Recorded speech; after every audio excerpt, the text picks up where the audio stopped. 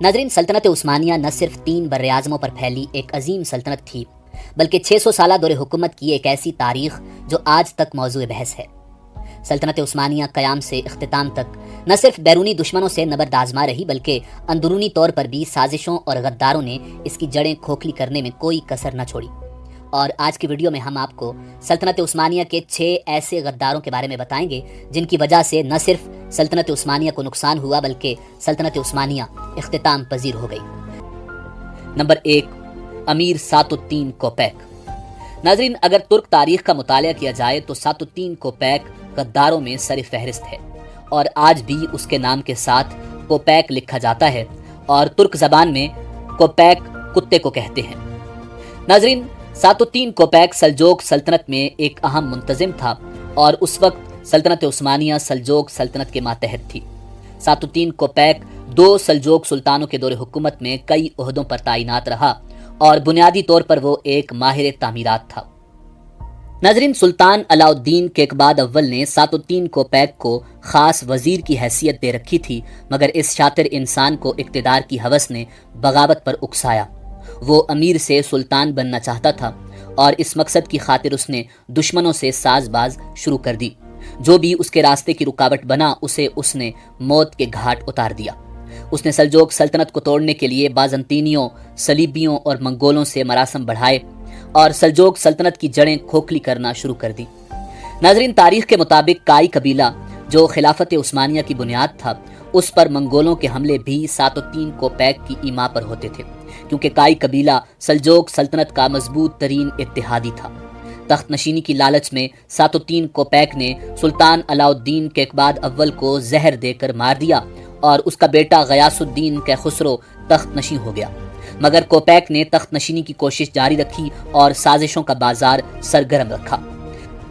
جب سلطان غیاث الدین کیخسرو کو سات الدین کوپیک کی مکارانہ چالوں کا پتہ چلا کہ اس کا اگلا ہدف سلطان ہے، تو اس نے سات الدین کوپیک کو قتل کروا کر اس کی لاش لوہے کے پنجرے میں ڈال کر کیقباد محل کے داخلی دروازے پر لٹکا دی۔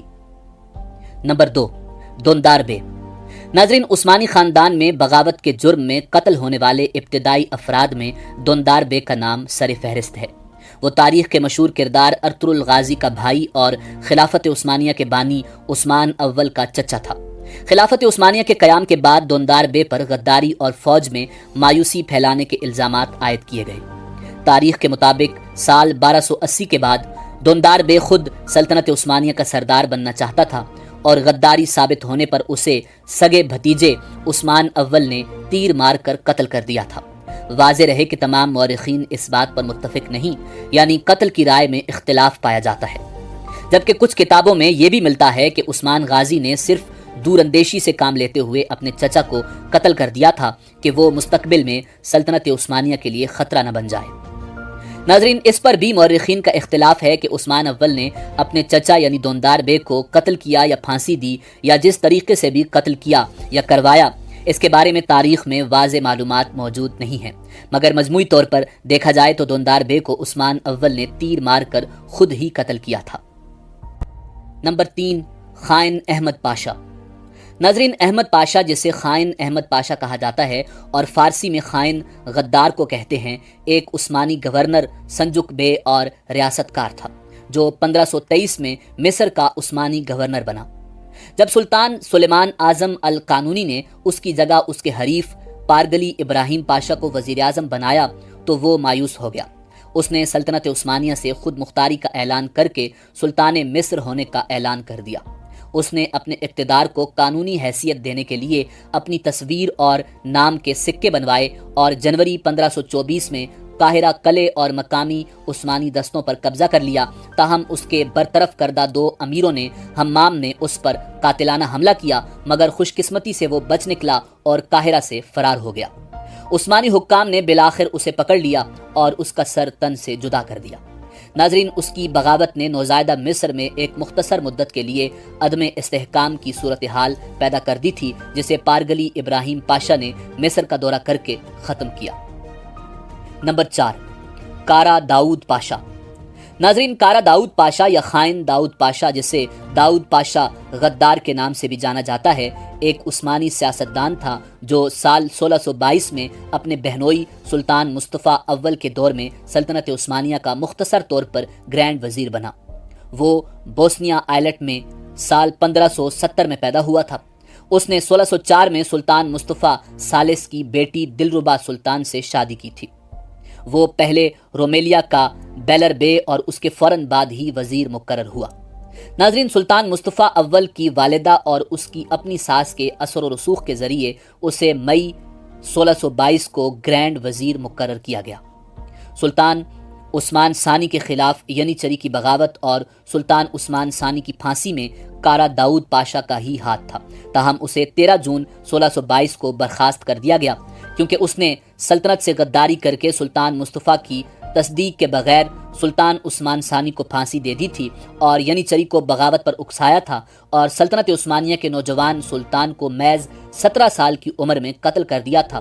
ناظرین، 18 جنوری سال 1623 کو کارا داؤد پاشا کے ساتھ کئی افراد کو پھانسی دے دی گئی جو سلطان عثمان ثانی کے قتل اور ینیچری فوج کی بغاوت کے ذمہ دار تھے۔ نمبر 5، شریف مکہ حسین ابن علی۔ ناظرین، شریف مکہ مکہ مکرمہ اور مدینہ منورہ کے خادم حرمین شریفین ہونے کی وجہ سے عزت و شرف کی وجہ سے ایک لقب تھا۔ اس عہدے کی فرما روائی میں مکہ و مدینہ شامل تھے اور اس منصب کا بنیادی کام حاجیوں کی خدمت اور حج کے انتظامات وغیرہ تھے۔ جدید تاریخ میں جسے شریف مکہ کہا جاتا ہے، اس کا اصل نام حسین ابن علی الہاشمی تھا۔ یہ 77واں شریف مکہ تھا جسے عثمانی سلطان عبد الحمید ثانی نے نامزد کیا تھا۔ ناظرین، شریف مکہ کا شمار خلافت عثمانیہ کے بڑے غداروں میں ہوتا ہے، جس نے تخت نشینی کی لالچ میں مکہ مکرمہ اور مدینہ منورہ جیسے حرمت والے شہروں میں بھی بے پناہ خون ریزی کی۔ ناظرین، انگریزوں کو عرب میں ترکوں کے خلاف جب کامیابی نہیں مل رہی تھی تو مشہور زمانہ جاسوس لارنس آف عربیہ نے حسین ابن علی المعروف شریف مکہ کو ترکوں کے خلاف استعمال کرنے کی ترغیب دی اور اسے کہا کہ تم عربی ہو جبکہ ترک اجمی ہیں اور وہ پورے عرب پر حکومت کر رہے ہیں، اور مزید یہ کہ شریف مکہ کو پورے عرب پر حکمرانی کے خواب دکھائے، جس پر اس نے ترکوں کے خلاف بغاوت کر دی۔ 1916 کا سال عرب میں ترکوں کے خلاف بغاوت کا سال تھا۔ 1918 میں بالآخر عثمانی ترکوں نے حسین ابن علی سے شکست کھائی۔ 1916 میں شریف مکہ نے جب ترکی کے خلاف بغاوت کی تو اس وقت عثمانی فوج غالب پاشا کی کمان میں طائف میں تھی اور مکہ میں صرف 1000 فوج تھی۔ شریف مکہ نے اپنے 5000 فوجیوں کی مدد سے مکہ پر رات کو سوئے ہوئے فوجیوں پر 10 جون 1916 کو حملہ کر دیا۔ برطانوی افسر سر ریجنالڈ ونگیٹ نے شریف مکہ کی مدد کے لیے سوڈان سے فوج روانہ کی، جس نے 3 ہفتوں کی خونی جنگ کے بعد 4 جولائی سال 1916 کو ترک فوج کو شکست دے دی۔ مدینہ منورہ پر قبضے کے لیے شریف مکہ کو تقریباً 3 سال تک خون بہانا پڑا۔ 1917 میں 130 اور 1918 میں 100 کے قریب بڑے حملے کیے گئے۔ 30 اپریل 1918 تک 300 بم مدینے پر برسائے گئے۔ ناظرین، انگریزوں کی مدد سے سلطنت عثمانیہ کو شکست دینے کے بعد 13 جنوری کو شریف مکہ کی فاتح افواج مدینے میں داخل ہوئیں اور انہوں نے 12 دن تک مدینے میں لوٹ مار کی۔ 1923 میں شریف مکہ نے خود کو خلیفہ کہلوانا شروع کر دیا۔ اس سے قبل خلیفہ کہلوانے کا اختیار صرف عثمانیوں کو تھا۔ انگریزوں نے شریف مکہ کے خاندان کی خدمات کے عوض اس کے ایک بیٹے فیصل کو عراق کا بادشاہ بنایا اور دوسرے کو اردن کا بادشاہ بنا دیا۔ 1924 میں ابن سعود جو نجد موجودہ ریاض کا سردار تھا، اس نے شریف مکہ پر حملہ کر دیا تو وہ شکست کھا کر قبرص میں جلا وطن رہا اور بالآخر 1931 میں اس کا انتقال ہوا۔ نمبر 6، مصطفیٰ کمال پاشا اتا ترک۔ ناظرین، مصطفیٰ کمال اتا ترک نہ صرف خلافت عثمانیہ کا غدار تھا بلکہ سلطنت عثمانیہ کے خاتمے کا مرکزی کردار بھی تھا، اور یہ شخص خلافت عثمانیہ کے تابوت میں آخری کیل ثابت ہوا اور 3 براعظموں پر پھیلی ایک عظیم سلطنت کا 600 سالہ دور حکومت اختتام پذیر ہوا۔ ناظرین، مصطفیٰ کمال پاشا اتا ترک سال 1881 میں سالونیکا کے ایک متوسط الحال خاندان میں پیدا ہوا۔ 7 برس کا تھا کہ باپ کا سایہ سر سے اٹھ گیا۔ سالونیکا کے کیڈٹ سکولوں میں تعلیم پائی اور سال 1905 میں وہاں سے سٹاف کیپٹن بن کر نکلا۔ طالب علمی کے ایام میں ہی ایک منجے ہوئے مقرر کی حیثیت سے شہرت حاصل کی۔ ناظرین، استنبول کے قیام کے دوران خلیفہ عبد الحمید ثانی کی حکومت کے خلاف سرگرمیوں میں حصہ لینے پر کچھ عرصہ قید بھی رہا۔ جیل سے رہا ہوا تو فوجی ملازمت اختیار کی اور دمشق میں 5ویں فوج کے صدر دفتر میں تعینات ہوا۔ اس دوران ایک خفیہ تنظیم جمعیت اتحاد و ترقی سے اس کا رابطہ قائم ہوا اور وہ نوجوان ترک رہنماؤں سے مل کر ترکی کی نشاط ثانیہ کے لیے کام کرنے لگا۔ 1908 کے انقلاب ترکیہ کے بعد کچھ عرصے کے لیے سیاست سے علیحدگی اختیار کر لی۔ جنگ اطالیہ اور جنگ بلکان میں مختلف محاذوں پر فوجی خدمات سر انجام دیں اور اپنی حاضر دماغی اور جرأت کے سبب شہرت حاصل کی۔ پہلی جنگ عظیم شروع ہوئی تو صوفیہ میں ملٹری اتاشی کے عہدے پر فائز تھا۔ اس کی درخواست پر اسے جنگی خدمات سپرد کی گئیں۔ اس نے سال 1915 میں انگریزوں اور فرانسیسیوں کے خلاف آبنائے باسفورس کی کامیاب مدافعت کی۔ اس پر اسے جنرل کے عہدے پر ترقی دے دی گئی۔ 1916 میں روسی فوج کو شکست دے کر ترکی کا مقبوضہ علاقہ آزاد کروایا۔ 5 جولائی 1917 کو 7ویں فوج کا کمانڈر مقرر ہوا۔ 30 اکتوبر 1918 کو معاہدہ امن پر دستخط ہو گئے، جس کے بعد 7ویں فوج توڑ دی گئی اور مصطفیٰ کمال پاشا واپس استنبول بلا لیا گیا۔ اس وقت خلیفہ وحید الدین سلطنت عثمانیہ کے تخت نشین تھے۔ ملک میں طوائف الملوکی پھیلی ہوئی تھی۔ خلیفہ وحید الدین کو اس کے عزائم کا علم نہ تھا۔ انہوں نے اتاترک کو 9ویں فوج کا انسپکٹر جنرل مقرر کر دیا، جس کا کام باقی ماندہ فوج سے ہتھیار واپس لینا تھا، مگر اس نے اس کے برعکس تحریک مقاومت کی تنظیم سازی شروع کر دی۔ ناظرین، دوسری عالمی جنگ کے بعد سلطنت عثمانیہ انتہائی کمزور پڑ چکی تھی اور مصطفیٰ کمال اتاترک نے یہودیوں، امریکہ، روس، برطانیہ اور نیوزی لینڈ کے ساتھ اتحاد کر لیا اور خلافت عثمانیہ سے بغاوت کر دی۔ اس نے سلطنت عثمانیہ کے آخری سلطان پر دباؤ ڈالا اور ان کے خاندان، ان کے نوکروں اور ان کی افواج سمیت انہیں ترکی سے نکال دیا اور آئندہ ترکی واپس آنے پر مکمل پابندی عائد کر دی، اور اس طرح 3 براعظموں پر پھیلی سلطنت عثمانیہ ٹوٹ گئی۔ سلطنت عثمانیہ ٹوٹنے سے 40 نئے ممالک وجود میں آئے اور سلطنت عثمانیہ کا مرکز یعنی اناطولیہ ترکی کے نام سے دنیا کے نقشے پر ابھرا، اور یوں خلافت عثمانیہ سے دھوکہ اور غداری کا مرتکب مصطفیٰ کمال اتاترک جدید ترکی کا بانی اور پہلا وزیر اعظم بن گیا، اور خلافت عثمانیہ کے عظیم اسلامی اقدار کا محور یہ خطہ سیکولر ترکی بن گیا۔ ناظرین، مصطفیٰ کمال اتاترک کے دور حکومت میں ترکی میں عربی زبان کی تعلیم و تدریس پر مکمل پابندی عائد تھی۔ سینکڑوں علماء اور فقہا جنہوں نے اس نقطۂ نظر کو مسترد کیا، ان کو پھانسی دے دی گئی۔ ترکوں کو حج و عمرہ کی ادائیگی سے روکا جاتا تھا۔ مصطفیٰ کمال اتاترک کے دور میں اتنا جبر تھا کہ لوگ چھپ چھپ کر نماز ادا کرتے تھے، اور اس دور میں اگر کسی شخص کی جیب سے اسلامی سال کی جنتری نکل آتی تو اسے جیل ہو جاتی۔ عربی میں آذان دینے پر بھی پابندی عائد تھی اور حجاب پر بھی پابندی تھی۔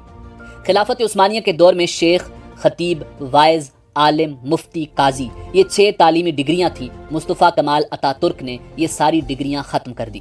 استنبول شہر کی فتح کی نشانی اور تاریخی آیا صوفیہ کو مسجد سے میوزیم میں تبدیل کر دیا، جو 95 سال بعد رجب طیب ایردوان نے دوبارہ مسجد بنا کر پوری دنیا میں اسلام کا پرچم سربلند کیا۔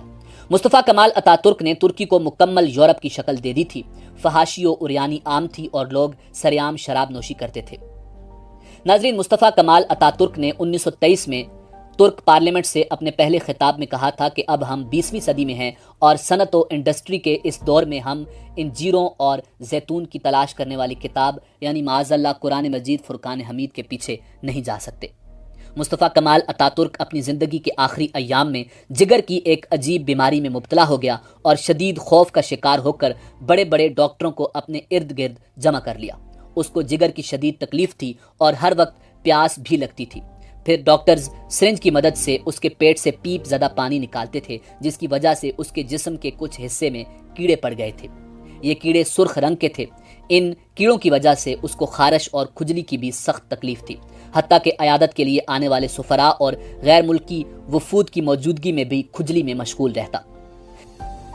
ناظرین، اتاترک 2 سال اسی بیماری کی حالت میں رہا اور 11 نومبر 1938 کو ہلاک ہو گیا، اور اس کی موت کے بعد اس کی نماز جنازہ کے حوالے سے شدید اختلافات سامنے آئے۔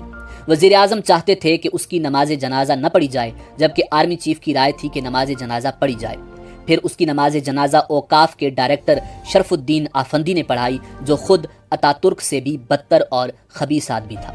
سب سے عجیب و غریب اور آخری کام جو اتا ترک نے مرنے سے پہلے کیا وہ یہ تھا کہ اس نے ترکی میں برطانیہ کے سفیر کو اپنا جانشین قرار دیا اور اس کے حوالے سے وصیت بھی کی، یعنی وہ ایسا غدار ملت تھا کہ مرنے کے بعد بھی اپنے آقا برطانیہ کو راضی کرنا چاہتا تھا۔